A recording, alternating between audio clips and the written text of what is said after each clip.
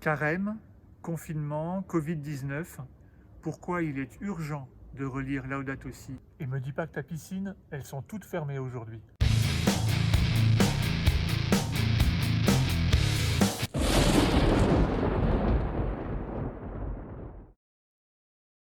Ça fait plusieurs jours maintenant qu'on est en confinement et il y a beaucoup d'initiatives sur le net pour permettre aux chrétiens de célébrer ensemble, de prier ensemble, d'être en relation, en particulier avec les plus isolés. Et je crois qu'il faut vraiment remercier et prier pour ceux qui s'occupent de nous, les personnels soignants, les médecins, mais il y avait ce matin les éboueurs qui passaient devant chez nous, les personnes qui nous amènent le repas, les personnes qui travaillent dans les magasins, tous ceux qui nous permettent d'avoir une vie, non pas normale malheureusement, mais de continuer à vivre. Moi j'ai eu envie de vous proposer quelque chose d'un peu différent. Continuons à prier, continuons à s'aider, continuons à se téléphoner les uns les autres, mais cette crise, elle va s'arrêter un jour. Et c'est dès aujourd'hui qu'il faut que nous réfléchissions au monde que nous voulons construire après. Et c'est ce chemin de réflexion que je vous propose en nous mettant à l'écoute de Laudato Si, de l'encyclique du pape François, Loué sois-tu. La vie chrétienne, c'est une vie qui est toujours en équilibre sur deux jambes. Une vie de prière, une vie de partage de l'Eucharistie, une vie d'intimité avec le Seigneur, et une vie d'action, une vie qui va nous envoyer vers nos frères et sœurs, en particulier vers les plus fragiles. Et je crois que c'est sur ces deux jambes qu'il faut avancer pendant ce temps de confinement pour commencer dès aujourd'hui à construire le monde d'après. Ça n'est pas une nouvelle réjouissante, mais ce virus, il n'est pas le fruit du hasard. Ce virus, il n'est pas tombé du ciel. Ce virus, c'est pas non plus la colère divine qui s'abat sur l'humanité. Ce virus, il a une cause qu'on a du mal à déterminer, mais en tout cas, on est à peu près sûr que l'activité humaine est la responsable de cette pandémie, à travers la déforestation, à travers la réduction pour certaines espèces animales de leur écosystème habituel. Je mettrai dans la description de la vidéo des liens pour vous aider, pour nous aider à mieux comprendre ces liens entre une exploitation, une déforestation à l'autre bout de la planète et ce qui nous arrive aujourd'hui en France.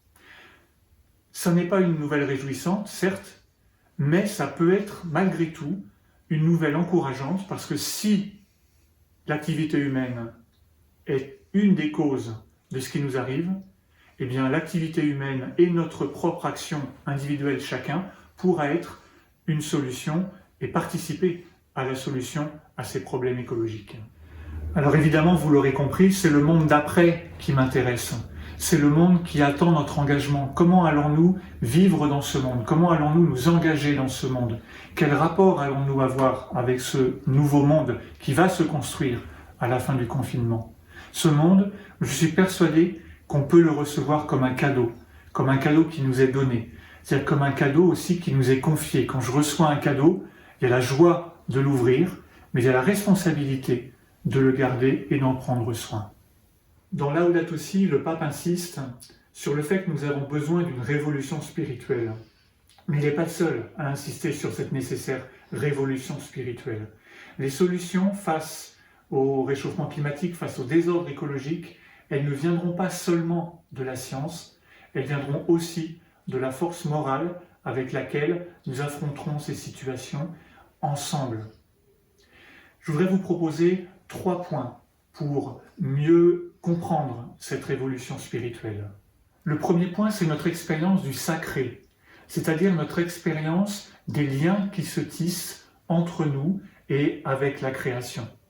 Est-ce que nous savons nous émerveiller de ces liens? Est-ce que nous savons retirer la joie d'une promenade en forêt, tout bêtement? Voilà. Quelle est notre expérience du sacré? Le deuxième point, c'est que nous avons à nous laisser transformer. En langage catho, on va dire à nous laisser convertir, à nous laisser retourner. Ça veut dire qu'il y a des défis devant nous et que nous avons des choses à apprendre. Nous avons à remettre l'essentiel au cœur de nos vies. Est-ce que nous nous laissons avoir par la publicité qui va nous promettre monts et merveilles tout de suite par un clic sur Internet? Ou est-ce que nous redécouvrons eh bien, la valeur du temps, la valeur du désir. Voilà, comment nous laissons-nous transformer jusque dans nos désirs. Et le troisième point, enfin, c'est que nous avons à redécouvrir la sobriété.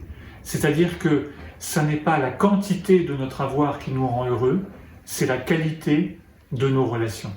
Je voudrais vous proposer une citation de l'encyclique Laudato Si du pape François. La nature, en plus de manifester Dieu, est un lieu de sa présence. En toute créature habite son esprit vivifiant qui nous appelle à une relation avec lui. La découverte de cette présence stimule en nous le développement des vertus écologiques. Nous allons célébrer un anniversaire. Le 24 mai prochain, ce seront les 5 ans de l'encyclique Laudato Si du pape François. Pour nous, catholiques, c'est un document important. Une encyclique, c'est une parole officielle de ce qu'on appelle le magistère de l'Église, c'est-à-dire un enseignement important pour tous les catholiques. Ce document a été très largement partagé dans le monde chrétien et il a trouvé un très large écho, même au-delà de ce monde des croyants. Beaucoup de personnes qui sont engagées dans la transition écologique y ont reconnu des intuitions fortes et des pistes pour bâtir le monde d'après. Le pape François ne prétend pas être un précurseur. Avant lui, je voudrais citer Jacques Ellul, par exemple, Lanza del Vasto, évidemment Gandhi, voilà ces grands noms qui sont les grands noms de l'écologie, qui ont été des précurseurs, des bâtisseurs, qui ont eu des intuitions très fortes dans ce domaine-là. Le pape ne prétend pas d'ailleurs donner la solution. Nous verrons qu'un des mots très importants de son texte, c'est le mot dialogue.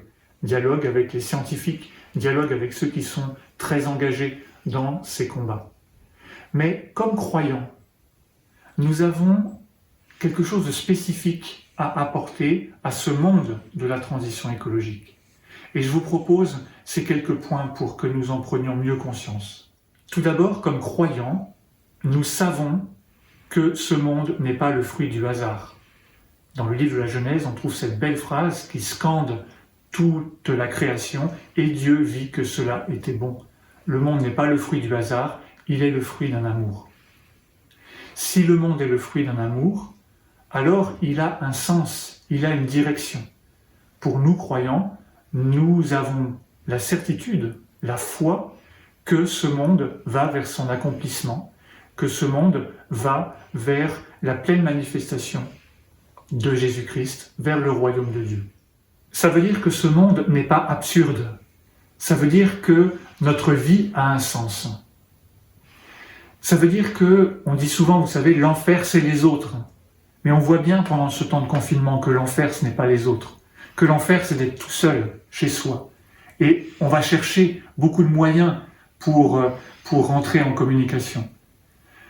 Comme croyants, comme hommes et femmes qui vivons de cette relation sacrée les uns aux autres et à la nature, nous savons que ce sont les relations que nous tissons avec notre entourage qui font la richesse de notre personnalité.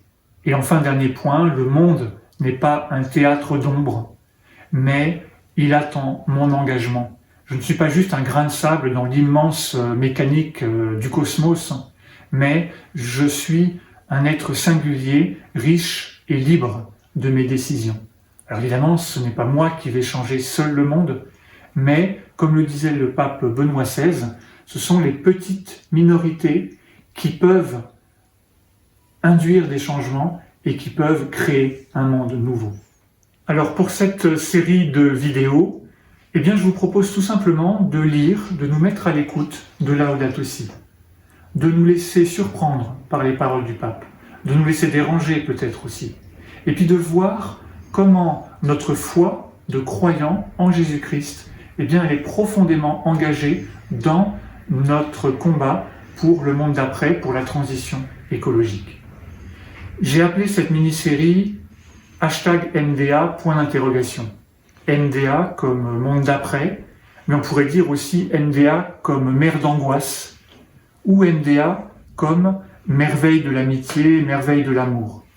MDA, le monde d'après, nous ne savons pas ce qu'il sera, mais c'est notre engagement à chacun C'est le regard que nous allons porter sur le monde et les uns sur les autres qui fera que ce sera un monde vivable, vivant pour tous, qui prendra soin des plus petits, ou un monde d'angoisse, de lutte perpétuelle des uns contre les autres. Le monde d'après, il nous attend. Alors sors de ton canapé, lève-toi, il t'appelle.